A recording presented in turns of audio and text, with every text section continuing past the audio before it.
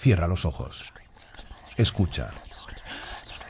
En 1997, la NOAA grabó esto.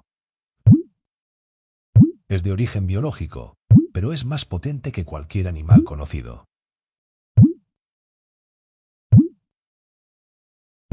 La ciencia lo llamó un terremoto de hielo.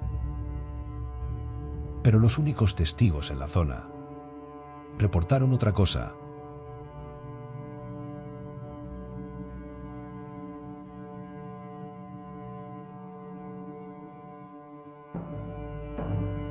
Humanoides pálidos del tamaño de un edificio.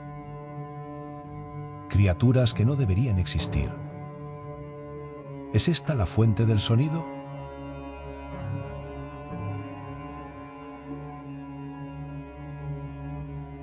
Hemos encontrado más testimonios. El análisis completo de la evidencia está en nuestro nuevo documental.